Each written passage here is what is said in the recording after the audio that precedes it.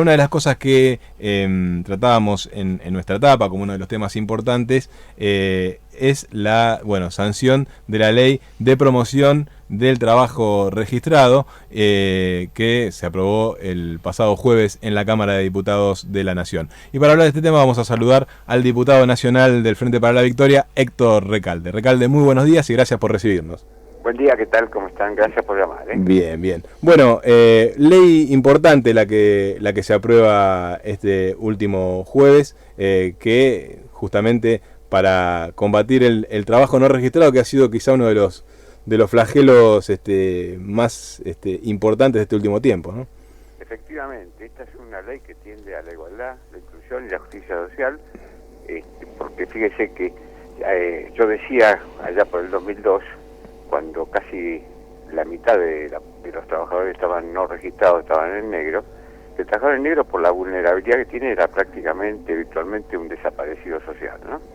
Y si gana la mitad o un poco menos o un poco más de lo que gana el trabajador que está registrado, no tiene obra social, no tiene seguro frente a accidentes de trabajo, no tiene siquiera un duplicado de recibo para comprar algo a crédito, ¿no? Esto se va tratando de remediar. El gobierno comenzó con Néstor allá por 2003, bajó del 50, fue bajando paulatinamente, pero a partir de 2009, 2010 quedó más o menos estancado en un tercio de la población.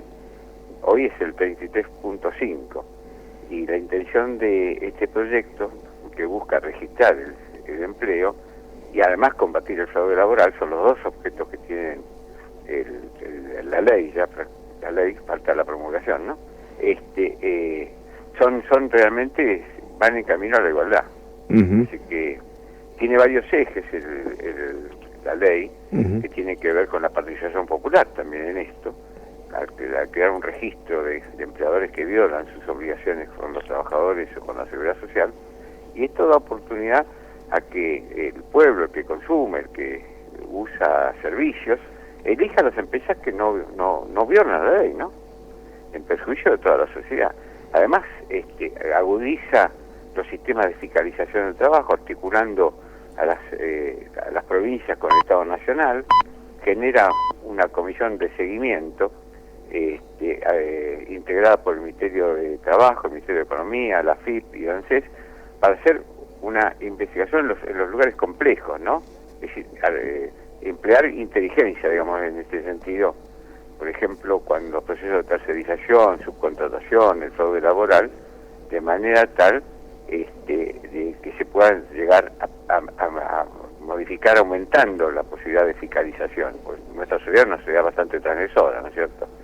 Y finalmente podría decir que a cambio de la filosofía neoliberal, que le quitaba derechos a los trabajadores buscando aumentar el empleo o registrar el existente, lo que hace esta ley es distinguir entre los distintos, no entre los iguales.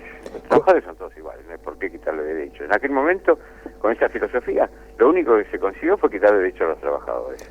Hoy día los derechos de los trabajadores activos y de los jubilados, esto hablo por la mayoría jubilatoria, quedan incólumes, es decir, no se quita nada. Lo que se hace es privilegiar, apoyando, ayudándola a la microempresa.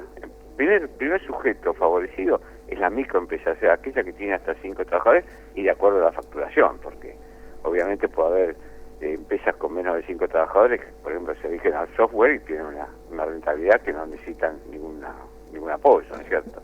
Y se extiende la protección gradualmente hasta 80 trabajadores. Y quiero señalar, para no seguir hablando de un solo, que el sistema para las microempresas es permanente, es definitivo. O sea, van a pagar por los trabajadores que tienen solo el 50% de las contribuciones patronales. ¿Cómo cree que van a recibir las empresas esta ley? Y también si la ley contempla un régimen de sanción para las empresas que no se ajusten a ella. Vinieron 2 leyes aprobamos, ¿no?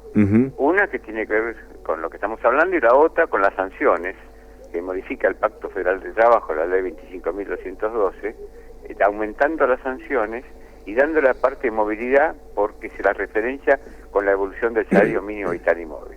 La recepción por las empresas Bueno, he escuchado algunas críticas por las sanciones, otras críticas porque se publique a los que violan a la ley en un registro, y algunas otras que reclamaban que se extienda a las empresas grandes también.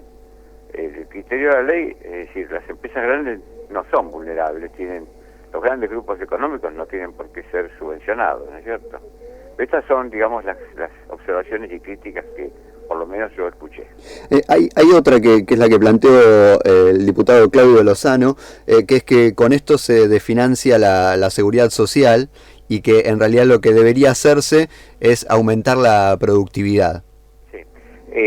Yo ya tuve una discusión con Claudio Lozano cuando modificamos la ley de movilidad jubilatoria, porque él estimaba que el reajuste anual que iba a dar la fórmula era del 3,8%.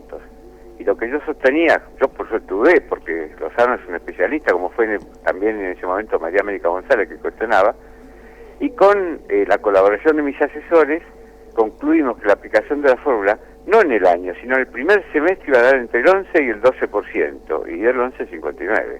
Y anualmente, en vez del 3,8% que decía Lozano, daba el 29%.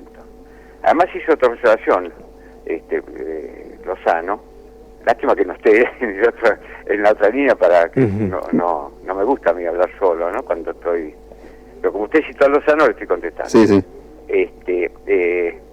La ley no solamente tiene en cuenta la cantidad de trabajadores, como dije hace un rato, sino la facturación, y ahí parece que Lozano no alcanzó a leer íntegramente la ley, porque decía que hacía falta referirse también a la facturación, a lo que la ley se refirió. Ahora, en cuanto a otras propuestas, bueno, pueden ser atendidas, la historia continúa, ¿no?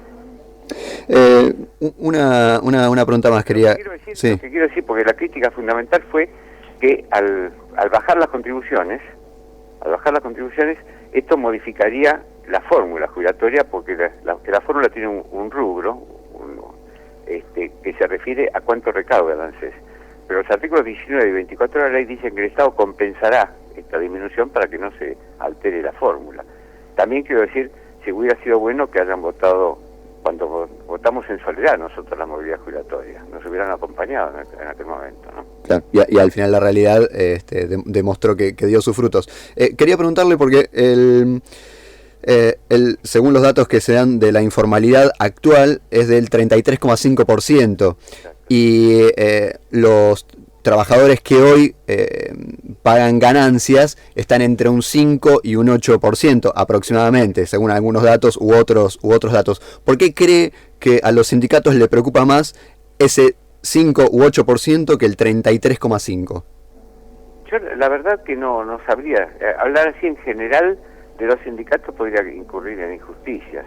Lo que sí veo que hay un reclamo que es legítimo, ¿no? Por la modificación del impuesto, yo lo llamo impuesto a los ingresos, más que a las ganancias, ¿no? Pero la realidad es que nuestro gobierno viene dando respuestas a todos con un orden de prioridades, pues la prioridad es proteger primero a los sectores más rezagados de la economía, sin perjuicio de los derechos de los otros sectores. En este caso, fíjese que el aumento de las asignaciones por universal por hijo, por embarazo, que la verdad que las chicas nuestras no se embarazan para cobrar la asignación, ¿no? Esto estadísticamente está demostrado. Ni se va a la asignación por alguna canaleta. Y la muestra de asignaciones familiares del 40% atiende a los sectores más rezagados de la economía. El combate al trabajo no registrado va también en ese orden, y seguramente, tal como pasaron en los últimos años, el gobierno nacional también, en su medida y armoniosamente, se ocupará de los sectores que están en una situación, digamos, mejor con relación a estos sectores que yo acabo de enumerar, ¿no es cierto? Así que, concretamente, el año pasado, fíjese que Perón decía que es fácil ser opositor. Te dan 4, pedí 8, te dan 8, pedí 16. El año pasado, cuando se me encomendó a mí analizar cómo grabar la renta financiera, algunos se dieron cuenta o sospecharon que se iba a modificar el mínimo imponible y se apresuraron a presentar un proyecto. No supieron trabajar ni siquiera los opositores, porque en algún proyecto se establecía el mínimo imponible para los trabajadores solteros en 10.700 pesos, y la presidenta lo llevó a 15.000. O sea, parecía la opositora a la presidenta, no los que presentaban el proyecto. ¿Qué quiero decir con esto?